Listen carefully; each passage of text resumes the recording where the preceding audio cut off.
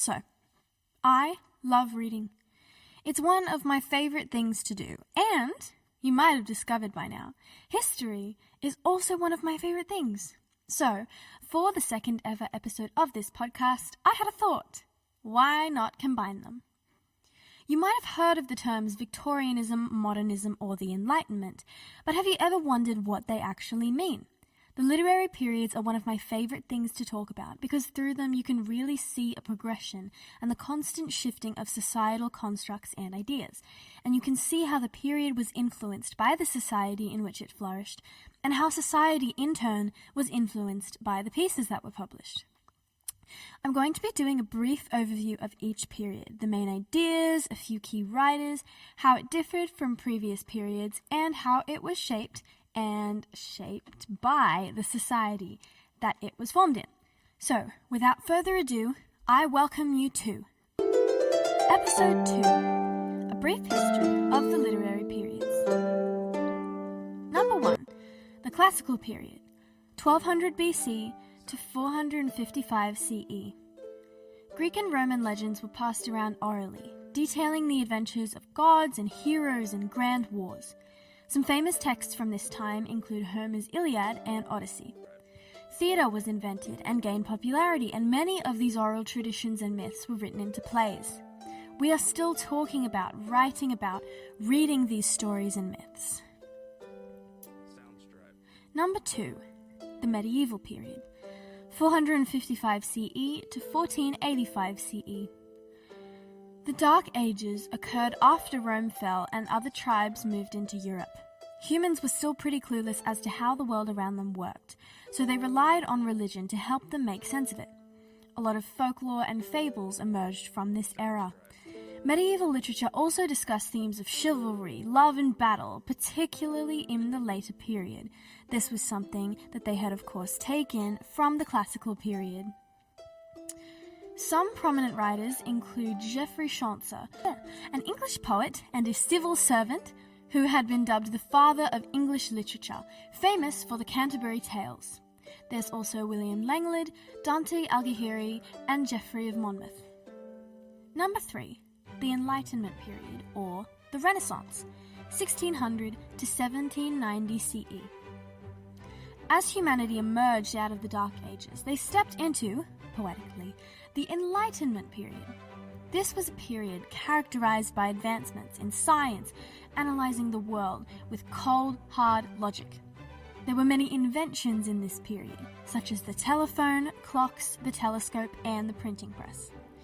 The invention of the printing press, on the rise with the Industrial Revolution, made it easier for stories to be written down and read by people.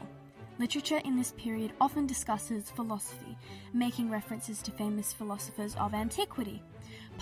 Poetry was the most popular form of writing rather than the novel. This period also used quite, for the lack of a better word, fancy language. It was quite difficult to understand at the time. It was quite difficult to understand this language even at the time. I wanted to read out a poem to you that demonstrates exactly what I mean, and I'm still going to do that. But I ended up stumbling on some beautiful, easily understood Victorianism poetry. Victorianism? What period is this? Enlightenment period. Poetry by George Herbert. The more you know. Anyway, this is a poem by Alexander Pope called Lines on Curl. Yeah, wish me luck. So when Curl's stomach the strong drench o'ercame, infused in vengeance of insulted fame, the avenger sees, with a delighted eye, his long jaws open and his colour fly, and while his guts the keen emetics urge, smiles on the vomit and enjoys the purge. It's kind of understandable, but not nearly as much as the period which came after it, which I'll get to in a moment.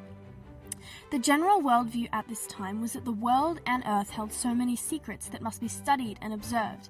There was a significant shift away from religion at this point, as knowledge started advancing, something that was mirrored in the modernist period, which, again, I'll get to in good time. There was a focus on nature. It was studied and observed through a logical lens. It was a rejection of the blindness and reliance on religion of the previous period, a thirst for knowledge that drove so many to make breakthrough discoveries. There were so many advancements during this period, and it was truly such an exciting time for the human species. Number 4, the Romantic period, 1790 to 1830. This is my favorite period! I've tried to be so nice to all the periods before this one, and obviously I love, the classic period and whatever, because I love myths, but, this one isn't perfect, but I do love it. This period is all about romanticization, not to be confused with romance. There was love, sure, there was love in every period, but it was more about viewing the world through rose-colored glasses. There was, again, a focus on nature, but it was more metaphorical, remarking at its beauty rather than exploiting it and studying it. This period was a direct rejection of the Enlightenment period. They wanted to analyze everything with cold, impartial science. In the Romantic period, there was more of a focus on the individual writer, and as such, it was less about cold, impartial science and more about your own interpretation of things. From this period, we get Mary Shelley's Frankenstein, a direct reject of science, if you think about it, and the swoony love poetry of Lord Byron, who I actually first heard about in Bridgerton. Yep, that takes place during the Romantic period. Fitting, isn't it? And William Wordsworth. I'm going to read you one of his poems now, and we can compare it with the last one. I wandered as lonely as a cloud. I wandered as lonely as a cloud that floats on high over vales and hills, when all at once I saw a crowd, a host of golden daffodils, beside the lake, beneath the trees, fluttering and dancing in the breeze. Oh, much simpler, isn't it? And you can really see that focus on nature's beauty. It focused on escaping the hardships of real life, and its stories often centered around the wealthier aristocratic population. Going back to Bridgerton for a moment, it's almost like its own romanticism text in itself, if you think about it. Number 5, Victorianism, 1831 to 1901. This is also one of my favorite periods. It challenged, as all the others did, some of the notions pushed by the previous periods, but I also feel like it was incredibly conscious of its history and where it had come from, fusing new ideas with the best parts of old ones. This period is considered to be the height of literature by many critics. It was when the novel took over as the main form of literature as opposed to poetry.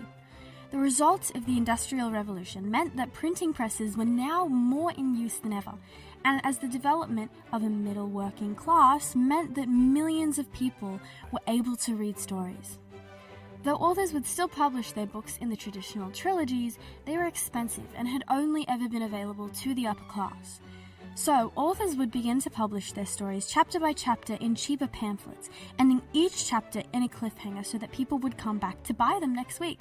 It was a way of making reading more accessible and allowing authors to be paid even more for their work. It was a win-win.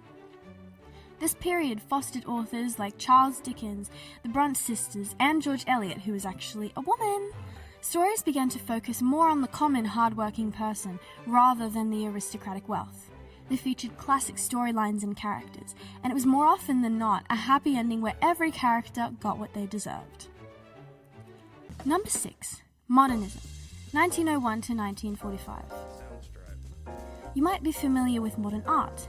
Literature in this time period was also an experiment that defied tradition and convention. Modernism developed partly as a response to World War I, as well as the many revolutions going on in the world during the early 20th century. No, I have to say it without laughing. The early 20th century.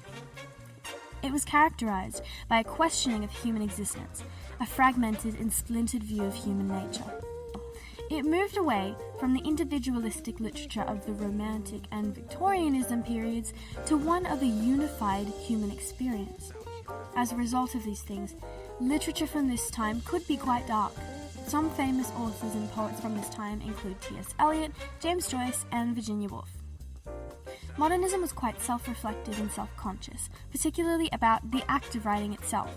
Technology and multiculturalism led to the borrowing of things from other cultures and countries. While before now, the vast majority of writers had been from England, some of the most prominent writers in the modernist period were not from England. T.S. Eliot was American and James Joyce was Irish. We see in this period almost a reflection of what happened during the rapid advancements of the Enlightenment period.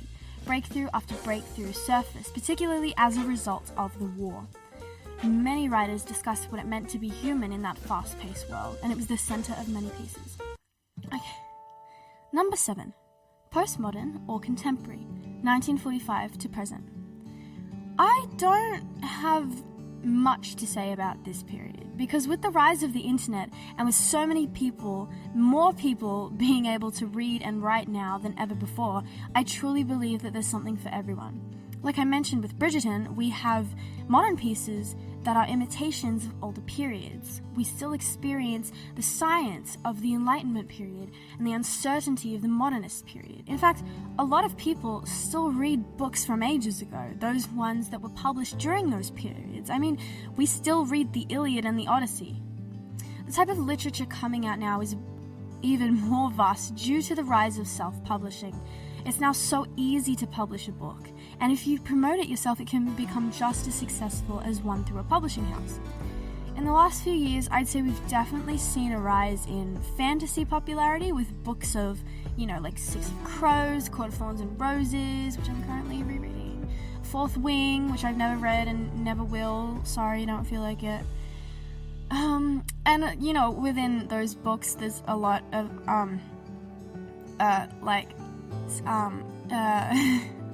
this is a family-friendly podcast, so go to Book Talk if you want more information on that. I think there's still a lot of politics and social commentary in modern writing, but then again, there always has been. That's what characterizes these periods, the way that they were influenced and the way that they in turn influenced the society of the time. Okay, that's it. Thank you for listening. I really appreciate it. My last episode got 3 listeners, and I'm so happy. Thank you so much to those 3 listeners. I hope you come back. I also got 1 follower, which is really exciting. Please rate me on Spotify. Give me a 5-star rating and tell me why. If you don't want to give me a 5-star rating, there is a Q&A at the end of this video that basically just says, what do you think about this podcast? I'd really love to hear your feedback. Please subscribe to me on YouTube. I mentioned last episode that I was going to start doing that. And I have started my YouTube channel. I just edited my Ephesus video and it's now up. Anyway, I should probably finish up because the longer this is, I don't have much space left on my computer. Anyway, please rate, please subscribe to me on YouTube. Please share my podcast, recommend it to anyone you think might enjoy it. And please stick around for future episodes because there is going to be a lot of them. All right, thank you so much for your time and have a nice day.